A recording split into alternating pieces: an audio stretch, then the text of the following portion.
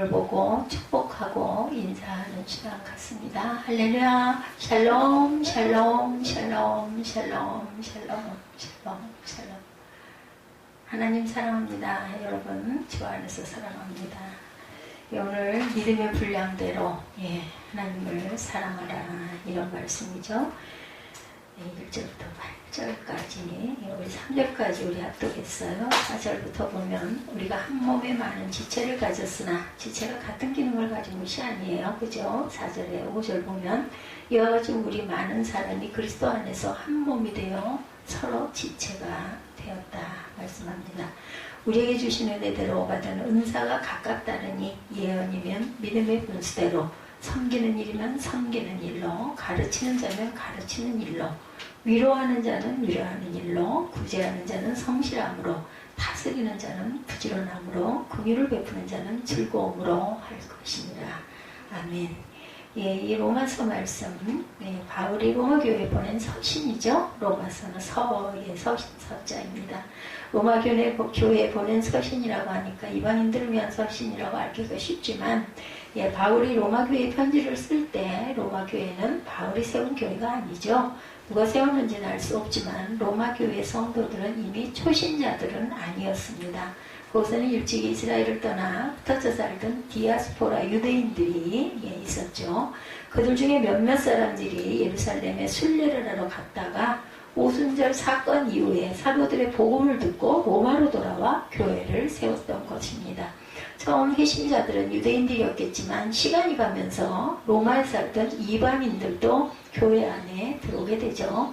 아주 다양하고 복잡한 사람들이 모여있는 로마 교회 공동체를 이해하고 이 말씀을 읽을 때 로마서를 쉽게 이해할 수 있을 거예요.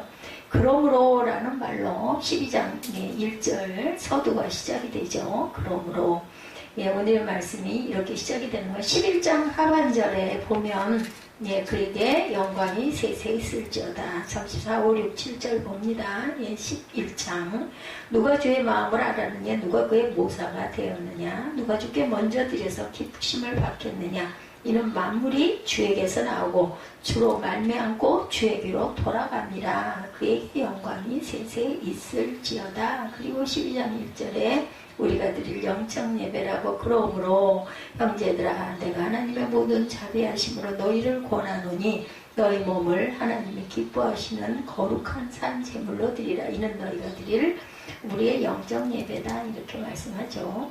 너희 몸을 거룩한 산 제물, 몸은 삶을 뜻하죠. 창조의 목적대로 하나님을 섬기고 그 삶을 하나님 앞에 드리는 것이 우리가 드릴 거룩한 제물이라. 가인과 아벨을 보면 알죠.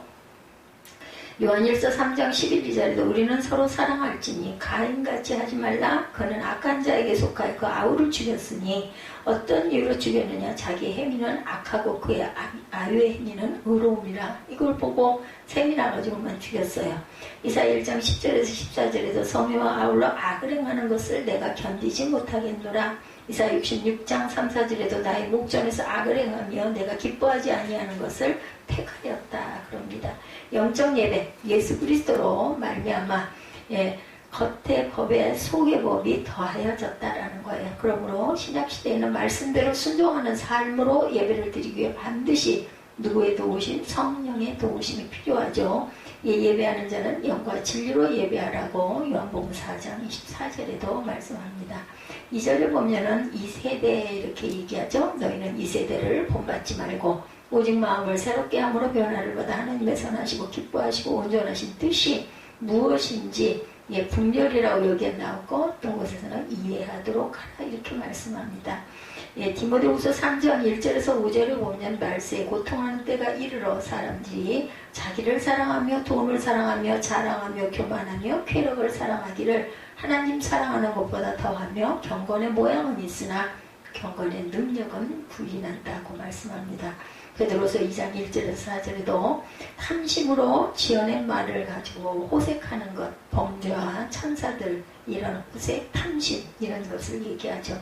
그래서 하나님의 선하시고 기뻐하시고 온전하신 뜻이 무엇인지 이해하라 말씀하죠. 선하시고 선은 창조의 목적을 말합니다. 기뻐하시고 그리스도를 섬기는 자들을 일컬어서 로마서 14장 18절에 말씀합니다. 우리는 9절에 보니까 악을 미워하라 그러죠. 악을 미워해야 돼요. 잠언 16장 6절에 야훼를 경외함으로 말미암아 악에서 떠나게 된다고 말해요. 그래서 우리는 선에 속해야 된다. 선은 하나님이 우리를 지으신 창조의 목적이죠. 그리스도로 말미암아 우리를 속량하신 목적입니다.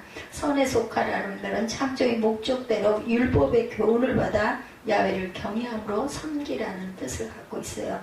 에베소서 2장 10절에 그리스도 예수 안에서 선한 일을 위하여 지으심을 받은 자다. 누가? 저와 여러분들이. 디도서 2장 14절에 그가 우리를 대신하여 자신을 주심은 모든 불법에서 우리를 속량하시고 우리를 깨끗하게 하사 선한 일을 열심히 하는 자기 백성이 되게 하려 하십니다. 로마서 2장 18절에도 율법의 교훈을 받아 하나님의 뜻을 알고 지극히 선한 것을 분별한다고 하죠. 전도서 3장 11절에도 사람들이 사는 동안에 기뻐하며 선을 행하는 것보다 더 나은 것이 없는 줄 내가 알았다. 이렇게 전도자가 고백합니다. 밖에 하는 자를 축복하라. 14절에 보면 나와요. 너희는 밖에 하는 자를 축복하라. 축복하고 저주하지 말아라. 시편 35편 13절에 나는 그들의 병들었을 때 굵은 베옷을 입고 금식하여 내 영혼을 괴롭게 하였더니 내 기도가 내 품으로 돌아왔다. 우리가 기도할 때 그 기도가 상대방을 위해서 기도한다고 생각을 하지만 그 기도가 나에게 돌아온다는 것을 절대 잊지 말아야 되겠다는 거죠. 그래서 그러므로 시작한다고 말씀드리면서 12장 전체 중요한 부분들을 말씀드렸어요. 그러므로라는 말은 지금까지 했던 어떤 말씀, 11장 말씀에 대한 결말이죠. 11장에 바울이 했던 말씀을 한마디로 요약하면 예전에 하나님께 순종하지 않던 성도들이 이제 하나님의 긍휼로 하나님의 은혜로 순종하게 되었다. 그러므로 쉽게 말해서 하나님의 뜻대로 살지 않던 사람들도 하나님께서 하나님의 은혜로 하나님께로 돌아오게 하시길 원하신다는 거죠. 그랬기 때문에 하나님의 뜻이 그렇다면 우리는 어떻게 할 것인가 하는 이야기를 하고 있습니다. 그러므로 형제들아 내가 하나님의 모든 자비하심으로 너희를 권한다. 하나님의 모든 자비하신 그것이 우리를 구원하시는 능력으로 나타납니다. 그리고 하나님의 자비하심은 우리에게 그 자비하심에 합당한 삶을 요청하신다라는 것. 영적 예배를 드리라는 거예요. 뭘로? 나를, 내 자신, 내 몸을 드리라는 것은 내 삶을 드리라는 뜻을 갖고 있습니다. 하나님의 자비하심 물론 하나님의 은혜고 선물이에요. 그렇지만 은혜를 받은 사람은 은혜 합당한 삶을 살아야 하고 살게 되고 살고 싶고 그렇게 살지 않으면 살 수가 없어집니다. 은혜를 받은 사람들은 그게 당위예요. 마땅히 그러해야 한다. 하나님이 요구하시는 내용에 우리가 들어가 보면 너희 몸을 하나님이 기뻐하시는 거룩한 산 제물로 드리라. 이는 너희가 드릴 영적 예배니라.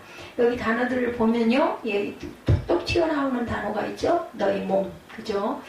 그리고 희생 제물 드리다, 그죠? 제물로 드려라. 그리고 너희가 드릴 영적 예배다. 그 기뻐하심을 받으실 이런 단어들은 모두 제사를 나타내는 용어들입니다. 하나님의 자비하심에 대한 응답으로 우리 몸을 하나님께 제물로 드리라는 거죠. 여기서 몸이라는 것은 단순히 우리 육체를 말하는 것이 아니고 오늘 본문의 몸이라는 말 헬라어로 소마로 나타나 있습니다. 소마. 인간 전체를 나타내는 말입니다. 그리고 단순히 한 인간 전체뿐 아니라 인간과 인간과의 관계 그리고 인간과 세계와의 관계까지 포함하는 말이 소마라는 넓은 뜻을 갖고 있습니다. 우리가 몸이 없다면 우리 존재가 살아가기 불가능하죠. 몸이 없다면. 우리 그 고개라고 대단한 영혼도 정신도 우리의 육체가 없다면 그죠? 뭐도 할 수가 없어요. 특히 기독교인들이 은연중에 어떻게 보면은 영을 굉장히 귀하게 여기고 육을 아주 천시하는 그런 경향들이 있습니다. 그래서 예전에 보면 육신을 일부러 막 고난을 받게 하고 그죠? 혹독하게 몸을 자꾸 아주 그 뭐랄까 가라앉힌다는 뜻으로 여러 가지 어디에 가가지고 뭐 돌을 닦는다, 뭐 나무 꼭대기에 올라가서 거기에서 뭐 산다 이런 사람들이 굉장히 많았어요. 육신이라는 것은 썩어서 없어질 것이고 죄를 저지르기 쉬운 욕망 덩어리다 이렇게 생각들을 합니다. 말로만 무시하지 정작 몽뚜껑을 위해 살고 있는지도 모르는데 우리가 어찌 보면 몸이 얼마나 소중해요. 그렇기 때문에 병원 다니잖아요. 육체 안에 어떤 질병이 있다, 뭔가 증상이 이상하다, 어디가 좀 소화가 안 된다 하면 얼마나 병원에 가면 정말 사람들이 많은 걸 보게 됩니다. 육신이 결코 우리의 존재와 따로 떨어진 것이 아니에요. 밀접합니다. 육신이 있어야 우리가 영혼도 평안해질 수가 있어요. 고통이 없어야. 우리의 몸은 이렇게 하찮게 여길 수 있는 것이 절대로 아니다.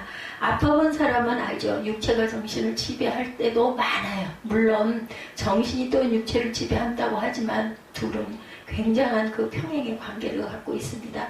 손끝에 가시에 찔려도 우리가 얼마나 아파요. 제가 손을 베고 나서 이 손처럼 두 번째 손가락을 뭘 썰다가 그냥 손가락까지 썰어가지고 엄청 깊었던 것 같아요. 보통은 뭐 피가 좀 나고 해도 2, 3일 뭐 좀 밴드 붙이고 하면 낫잖아요. 거의 일주일이 한 열흘이 됐는데도 지금도 이거를 풀어놓으면은 이렇게 뭔가 뭐 일을 하거나 할 때 손에 힘을 주거나 손가락에 힘이 가면 여기가 아파요. 그래서 상처가 깊으면 깊을수록 이게 오래 가는구나 하는 거. 지금도 밴드를 붙입니다. 온통 정신이 손끝에 굉장히 아프잖아요. 아플 때 소스라치게 놀라죠. 육신을 절대로 우리가 초월해서는 사람이 살 수가 없다는 것. 육신을 무시하는 전통은 헬라의 그 플라톤 철학의 영향을 받았다고도 봅니다. 예, 그래서 이데아 사상이라고 우리가 보고 있는 사물이 허상이고 진실한 존재는 사물이 보이지 않는 본질, 이데아에 있다 이렇게 보기도 해요. 이렇게 세상을 이데아와 허상으로 보는 것이 플라톤 철학입니다. 여기서 영향을 받은 게 영지주의예요. 영지주의 많이 들어보셨죠? 영은 선하고 완전하고 영원하고 육체는 악하고 불완전하고 없어지는 사라지는 존재다 이런 뜻을 갖고 있습니다. 구약 성경에서 우리의 몸이 하나님의 형상으로 지음받은 존재다 말하죠. 구약에 보면 흙으로 정성껏 빚는 하나님의 작품이다 이야기합니다. 한 작품도 똑같은 작품은 없어요. 쌍둥이도 부모님들은 분간을 한다고 그러죠. 사람들은 일란성 상대 쌍둥이 보면 똑같다고 하지만 똑같지가 않다고 그래요. 신약 성경에서도 육체 자체를 죄악시하지 않습니다. 몸은 거룩한 성전이다 말씀하죠. 하나님의 전이 될 수도 있다는 거. 고린도전서 6장 15절에 몸을 그리스도의 지체다 이렇게 얘기합니다. 너희 몸을 하나님의 기뻐하시는 거룩한 산 제물로 드리라. 이는 너희가 드릴 영적 예배니라. 우리의 몸을 하나님께 산제물로 드리라는 말은 우리의 마음과 생각과 모든 존재를 하나님께 올려드리라는 이야기죠. 이것이 하나님이 기뻐하실 만한 제사, 산제사다. 하나님께서 우리의 모든 존재를 통째로 제물로 바치라는 말씀입니다. 그것이 우리가 드릴 영적 예배라고 강조하죠. 하나님께서 우리의 몸을 드린다는 말은 우리 모두가 하나님 앞에 주의 일을 하는데 100%로 헌신해라 이런 뜻은 아니죠. 몸을 산제물로 하나님께 드린다는 것은 하나님이 우리 주인임을 우리가 인정하고 고백하라는 뜻을 갖고 있습니다.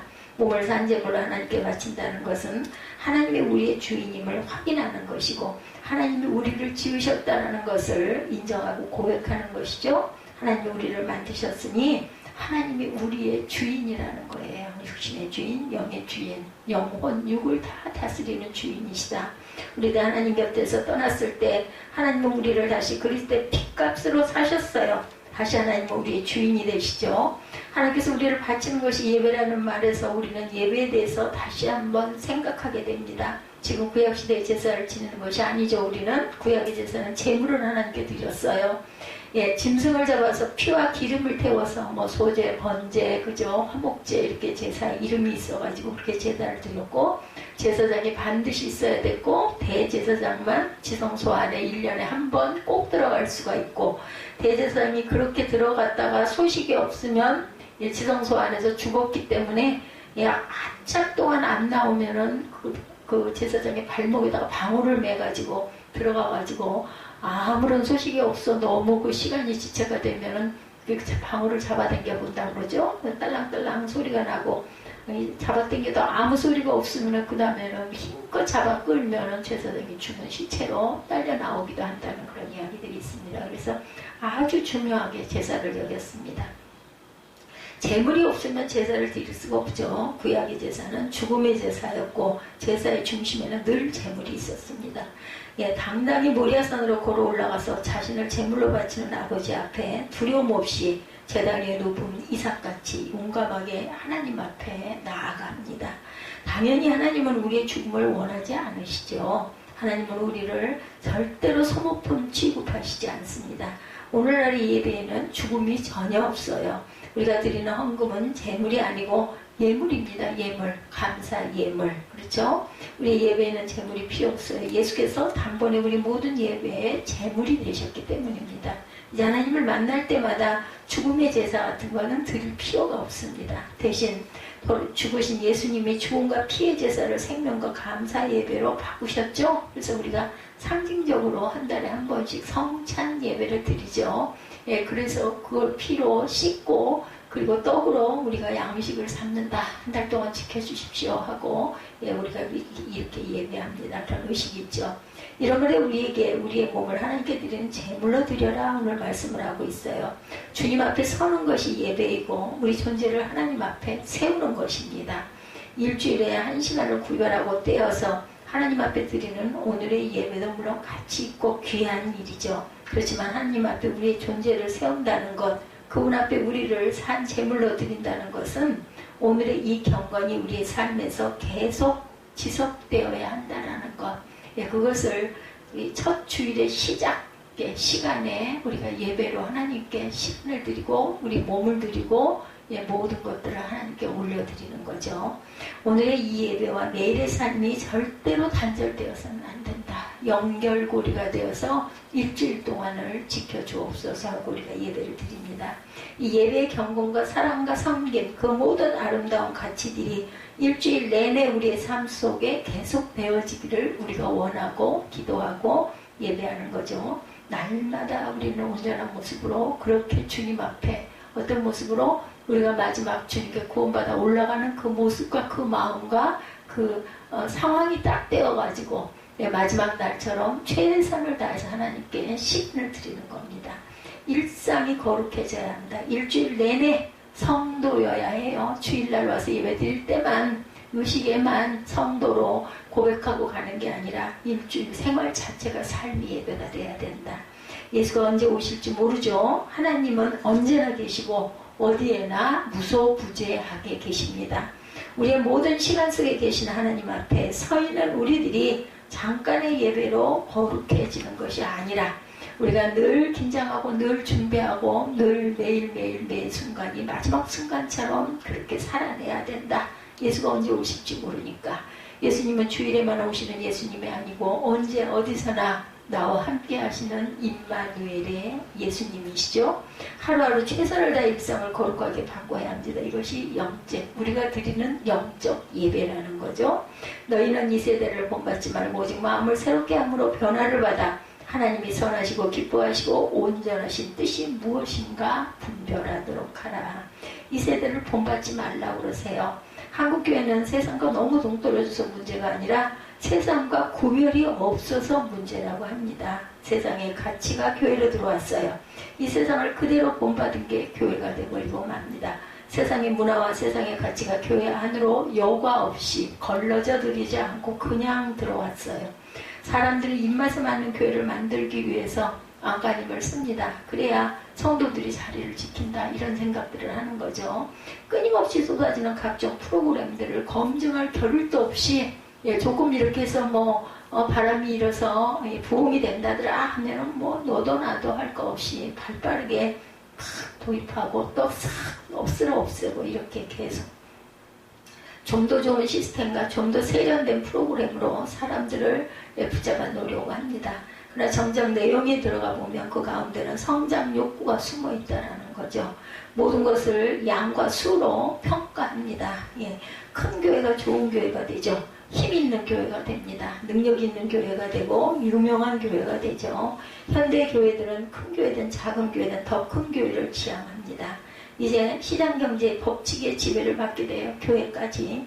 교회는 고객의 필요를 만족시켜주는 다양한 상품을 제공하고 서로 경쟁하는 기업체들이 돼버리고 맙니다. 자본과 시장의 논리를 그대로 본받죠. 그로 인해서 대박을 터뜨린 메가 처치들이 많이 생겨났어요. 우리나라처럼 커다란 교회가 많은 나라가 없다 그러죠. 네, 결과적으로 그렇게 거대한 교회들이 생겨서 한국 기독교가 질적으로 성장했는지 양적으로는 성장한 것 같지만 결국은 평가를 해보면 수평 이동을 했을 뿐이라는 거죠. 작은 교회에서 유명하고 큰 교회로 편리한 교회로 옮겨가는 거죠.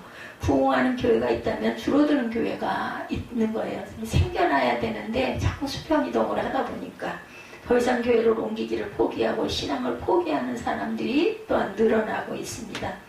아무리 커지더라도 건강하기만 하면 된다는 분들도 계십니다. 그렇지만 교회가 유기체라면 유기체는 어느 정도 이상 자라지 않는 성장의 한계가 있다라는 것.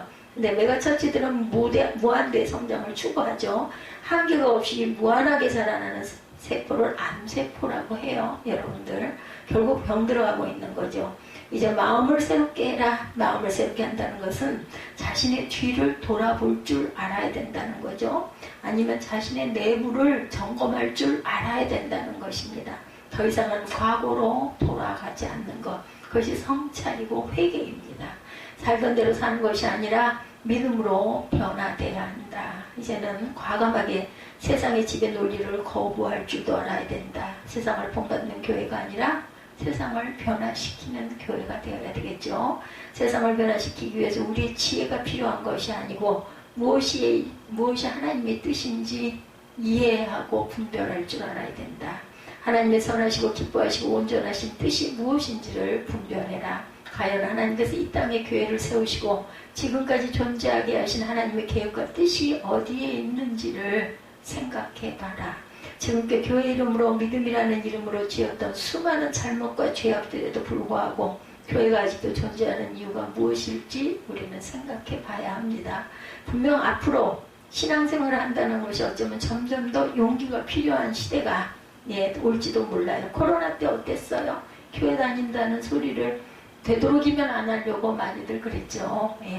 왜냐하면 교회 다닌다고 하면은 벌써 격리 그런 느낌들을 갖기 때문에 신문을 잠깐 보았더니 국민일보에 보니까는 요즘에 그 교회와 그 분쟁 이런 것들이 심심치 않게 수십 건이 아직도 해결되지 않은 건들이 있어가지고 지금 재판들을 많이 한다고 하네요. 근데 다행스러운 건 기독교 쪽으로 손을 많이 들어준대요.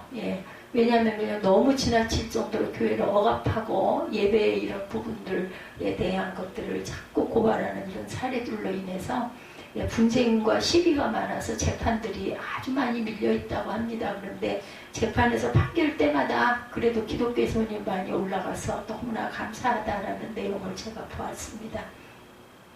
점점 사람들 앞에서 내가 예수를 믿는 사람이라고 말하는 것이 왠지 모르게 조금 그저 망설여지는 그러한 한동안 우리 자동차 뒤에 물고기 표시하고 다니다가 어느 순간인가부터 그게 다 떨어져 나갔죠. 왜냐하면 그렇게 해가지고 교통법규를 어기거나 누구하고 그 시비가 붙게 되면은 우리 그리스도를 욕보인다 해가지고 이거 함부로 붙이고 다닐 게 아니다.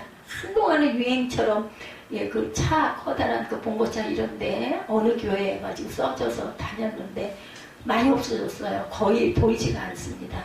이런 것도 어쩔 수가 없다라는 부분들인 거죠. 모르는 사람들 앞에서 누군가가 목사라는 이야기 하는 게 왠지 모르게 염려가 된다라는 그런 목소리들도 있습니다. 이 상태로 교회가 스스로 변화와 바뀌는 부분이 없다면 회개와 각성이 없이 세상을 닮아가게 된다면 사람들에게 어떻게 보되면 버림을 받고 하나님께 또한 버림을 받는 그러한 교회들이 되면 어떻게 하나 염려가 되죠. 그럼에도 아직까지 교회가 존재하는 이유 그는 하나님께서 이 교회를 통해서 하시고자 하는 일이 반드시 분명히 있다는 것이죠. 이스라엘을 심판하시면서도 그루터기가 남겨놓으셨듯이 아직은 다 뿌리도 뿌리째 밑둥이째 없어진 것은 아니라는 것, 소망이 있는 거죠. 그래서 중요합니다. 내게 주신 은혜로 말미암아 3절이죠. 너희 각 사람에게 말하노니 마땅히 생각할 그 이상의 생각을 품지 말고 오직 하나님께서 각 사람에게 나눠주신 믿음의 분량대로 지혜롭게 생각하라. 각 사람마다 믿음의 분량들이 달라요. 그러다 보면 깊이도 다르겠죠. 넓이도 다르겠죠. 그렇기 때문에 그걸 자꾸 비교할 필요는 없습니다. 하나님 주신 분량대로. 그죠? 잘 깊이 생각해라. 바로 교회 안에서 특별히 믿음이 강한 사람들, 은사를 받았다고 생각하는 사람들, 우월감을 가지고 뭔가 자랑하고 교만한 마음을 갖는 사람들을 염두에 두고 말을 하고 있어요. 뭔가 은사를 받았다, 뭔가 능력이 있다 이러면 어때요? 나도 모르게 그냥 어깨가 으쓱 올라가죠. 이런 교만한 마음들을 버리라는 거죠. 그런 마음들을 마땅히 생각할 그 이상의 생각을 품지 말라는 말은 그런 사람들에게 하시는 말씀입니다. 자신에 대해서 똑바로 알아라. 온전하게 이해할 줄 알아라입니다. 소크라테스가 뭐라고 그랬어요? 너 자신을 알아라 얘기하죠. 우리가 얼마나 무지하고 부족하고 한계를 가진 사람들인지를 지적하는 말입니다. 우리의 한계를 우리 스스로가 알 줄 알아야 돼. 그래서 참 자기 자신을 안다는 게 가장 어렵다고 그러죠. 하나님 앞에서 한계를 안다는 것은 하나님의 은혜가 아니었다면 우리가 자랑할 것도 없고 내세울 것도 없고 정말 보잘것없는 존재임을 인정하는 것입니다. 우리가 누구보다 더 은사가 많고 믿음이 좋고 더 도덕적이고 우월한 존재라는 생각을 거두어라 입니다. 교회 안에는 여러 종류의 사람들이 있어요. 정치적으로 입장이 다른 사람들이 있을 수도 있습니다. 신앙적 배경이 다른 사람들도 있습니다. 교회 안에서 예배를 드릴 때 모두 한 자리에서 함께 예배를 드리지만 또 다른 상황에서 갈등을 일으킬 만큼 아주 확연하게 아주 많은 사람들이 다양하게 모여있는 것이 교회이기도 하다는 거죠. 교회에서 많은 사람들을 만나면 느꼈던 것은 믿음이 없는 사람들이 문제가 아니라 믿음이 좋다고 생각하는 사람들이 문제가 꼭 된다는 거죠. 스스로 자신이 믿음이 부족하다고 생각한 사람들은 절대로 교회를 위기에 빠뜨리지를 않습니다. 그들은 진심으로 겸손하기 때문에 아니 내가 부족하니까 나는 아무것도 모르니까 그런데 뭘 조금 안다 하게 되다 보면은 지난번 같은 일이 일어난다는 거죠. 그러면 안 되는데 은혜를 받은 사람일수록 더 넓어지고 부드러워지고 기도하고 안타깝고 긍휼하는 마음이 있어야 되는데 좀 알면 너희들 그렇게 하면 안 돼. 그럼 어쩌라고 어쩌라고 우리가 어떻게 변화하고 싶지만 그럼 어떻게 변화하라고 우리 마음에 소원을 갖고 있긴 하지만 어떻게 변화되라고 그럼 방법이 뭔데 어떻게 해야 되는데 기도할 뿐이지 어떻게 해야 되는데 이러다가 분쟁이 일어나는 거죠. 누가 보더라도 믿음 좋은 사람들이 문제라는 거예요. 그건 믿음이 좋은 게 아니죠. 교만 덩어리가 돼버린 안타까운 거예요. 저는 지금도 순간순간 자꾸만 마음에서 일어나는 게 아니 어떻게 그럴 수가 있어 어떻게 그래 어떻게 그 성경에 나와 있는 절대로 그러지 말라는 말씀이 수도 없이 반복되어 있는데 성경을 그렇게 잘 안다는 사람이 자신이 하고 있는 게 뭔지 그거 알기나 할까? 나를 평생 어떻게 내 얼굴을 볼 수 있을까? 저는 이 물음표가 계속 옵니다. 이게 있을 수 없는 일이에요. 누구도 그렇게 해서는 절대로 교회에서 아무리 초신자는 당연히 생각도 못하죠. 뭐 신학 박사 아니야? 뭘 해도 어떤 사람이라도 어느 교회 가가지고 그렇게 해서는 안 되는 거죠. 우리가 초빙을 한다든지 말씀을 듣고자 한다고 하고 막 간절하게 그랬을 때 정말 힘들게 오셔가지고 말씀을 증거하고 전해야 되는 건데 이건 그게 아니라 너 잘못하니까 너 내려와 이런 거잖아요. 그럴 수는 없는 거예요. 그 교회를 그냥 안 나오면 되는 거죠. 정말 생각할수록 아니 어떻게 그럴 수가 있지 세월이 얼만데 이런 생각이 저는 지금도 납니다. 다양한 사람들이 하나의 교회를 섬기기 위한 조건이 바로 믿음의 분량대로 오늘 말씀에 믿음의 분량대로예요. 뭐 분량이 적은 사람을 키운다고 어디까지 크겠어요. 억지로 그걸 집어넣는다고 변화가 되겠냐고요. 변화가 되려면 하나님의 은혜가 역사가 있고 우리의 사모함이 있어야 되겠죠. 믿음의 분량대로라는 말을 좀 더 쉬운 말로 하면 할 수 있는 한 최선을 다합니다. 이게 아마 고백이 될 것 같습니다. 예, 우리 믿음을 각자 내 분량이 얼마나 되는지 아세요? 예, 여러분들의 믿음의 분량을 누군가가 잴 수 있는 게 아니에요. 그걸 어떻게 척도로 어떻게 갖다 들이대고 뭐 어떤 모습 하나만 보고 그럼 본인은 뭐 다 옳아요, 다 잘해요. 못하는 부분이 누구나 다 있거든요. 각자가 할 수 있는 만큼 최선을 다하는 게 믿음의 분량이다. 10가지라도 할 만하면 하는 거죠. 한 가지를 하고도 힘이 들다면 하나밖에 못할 수도 있어요. 하나도 못할 수도 있습니다. 그래서 처음에 성도가 되고 나면은 기른다고 하죠. 양육을 한다고 합니다. 그래서 그런 얘기들도 많이 해요. 밥을 교회에서 몇천 그릇 정도를 먹고 나면 그 다음에는 봉사를 하게 된다, 이런 이야기가 있습니다. 처음에는 그냥 오면 받들어주고 섬겨주고 편하게 해주고 먹여주고 막 이렇게 해가지고 그 교회 식구를 만들고, 그걸 하고 내가 계속 받다 보면 아유 나도 뭔가 주고 싶어 이렇게 돼가지고 그걸 조금씩 봉사를 할 수 있게 되기 때문에 열심히 먹여야 된다 그러죠. 열심히 말씀도 먹이고 좋은 것도 먹이고 밥도 먹이고 영양도 공급해주고 막 이렇게 해서 길러야 한다라는 겁니다. 우리의 공로로 구원받는 게 아니고 할 수 있는 만큼, 우리가 감당할 수 있는 만큼 열심히 할 수 있는 한 최선을 다하는 것. 어떤 분은 교회에 출석해서 나와 앉아있는 것만으로 최선을 다하는 거예요. 힘써서 나오는 것 자체만으로도. 어떤 분은 이런저런 사역을 하고 싶어 할 수도 있습니다. 그게 위가 되었든 뭐가 되었든 할 수 있는 일, 내가 감당할 수 있는 일, 그것이 나에게 맡겨진 사명이라고 믿는 그 일을 감당하는 거죠. 지금도 제 기억에 기막힌, 지금도 해결이 안 된 부분 하나, 제가 그 전에 다니는 안산교회에서 주방 설거지를 좀 하고 싶다고 이야기를 했는데, 그걸 자기들이 같이 여기 있어요. 상의를 해보겠다고 하더니 일주일인가 2주일 만에 답은 뭐였냐면 안 된대요. 하지 말래. 참 그게 말씀하고 너무 다르잖아요. 뭐가 됐든 내가 무슨 대단한 걸 하겠다는 게 아니라 제가 그냥 주방 설거지를 좀 돕고 싶다고 하는데 그거를 하지 말라고. 도대체 뭐 때문에 그랬는지 지금도 이해가 안 가요. 자격이 없다는 거죠. 설거지 할 수 있는 자격이. 열심히 11조도 하고 다녔고 교회도 주일마다 빠지지 않고 금요 철야도 열심히 다니고 했는데 뭐가 문제인지는 알 수가 없어요. 왜 안 할까? 우리가 참 보면 이해 안 되는 일들이 정말로 많다라는 거. 대부분의 교회에 6살 아이들부터 70살까지 많은 층들의 사람들이 있습니다. 성도, 집사, 권사, 장로, 그리고 교회는 작아도 조그맣게 할 수 있는 일들을 가지고 있는 사람들이 있어요. 10명 집단, 100명 집단 있는 데가 있을 수도 있고, 한 사람 아니면 두 사람 아니면 한 사람이 몇 구역의 일을 한꺼번에 하는, 교회가 조그맣고 사람이 성도 수가 작으면 그럴 수도 있죠. 그래서 하나님께서는 우리를 각자의 교회에 보내주신 것이죠. 그렇게 하나의 유기체로, 하나의 생명으로, 하나의 몸된 교회를 우리가 다 이루어 갑니다.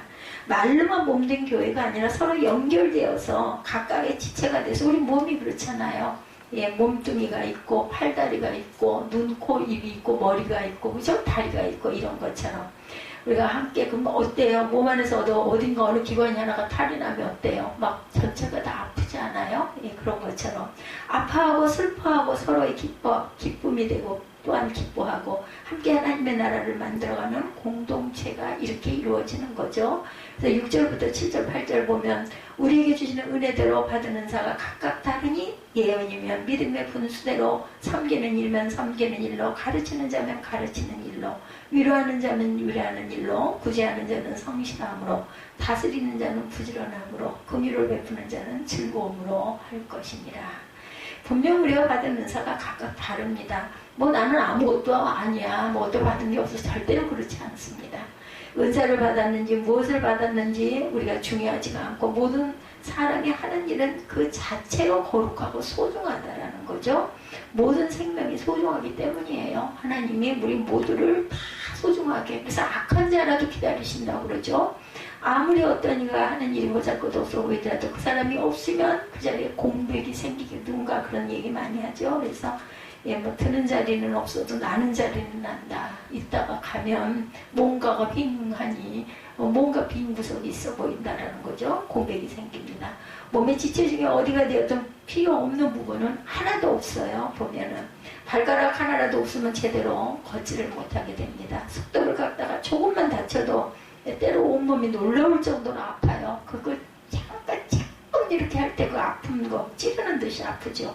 무슨 일이 되었든 내가 할 수 있는 일, 우리가 받은 은사대로 은혜대로 그 일을 감당하면 되는 거라는 거. 모든 지체는 은혜로 세워집니다. 모든 성도들이 은혜로 성도가 되었어요. 모든 성도들이 은혜로 각각에 맞는 은사도 주어졌습니다. 대단한 초자연적인 능력의 은사가 아니라 우리가 감당할 수 있는 부분이 은사이고 은혜라는 거죠. 하루하루 우리가 감당해야 하는 삶의 모든 거룩함이 은혜로 주어진 것이지 내가 뭔가를 잘해서 똑똑해서 받은 게 아니라는 거.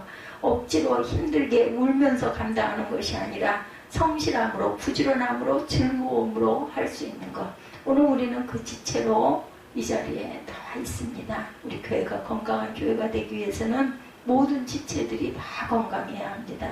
한 지체라도 아프면 그 몸은 아픈 몸이 된다는 거. 왜냐하면 우리 모두가 하나로 엮여 있기 때문에 머리가 있고 눈, 코, 입이 있고 팔과 다리가 있고 그리고 다리가 있는 것처럼 몸통이 있는 것처럼 그러니까 조금만 어느 군데만 하나만 아파도 우리는 아픈 몸이 된다는 거 잊지 맙시다. 아픈 곳이 몸이 중심이라는 말이 있어요. 손톱을 갖다가 조금만 다쳐도 때로 온몸이 놀랄 정도로 아프죠. 예, 성도 한 명 한 명을 소중하게 생각하는 교회들이 모두 다 되어야 할 줄 믿습니다. 서로 배려하고 공감하고 감사하는 아름답고 건강하고 그리스도로 말미암아 하나된 몸된 교회 새생명 새립교회가 되시기를 주님의 이름으로 축복합니다. 오늘은 로마서 12장 1절에서 8절 믿음의 분량대로 하나님께서 주신 은혜대로 은사대로 우리가 이웃을 섬기는 아름다운 공동체가 되시기를 주님의 이름으로 축복합니다.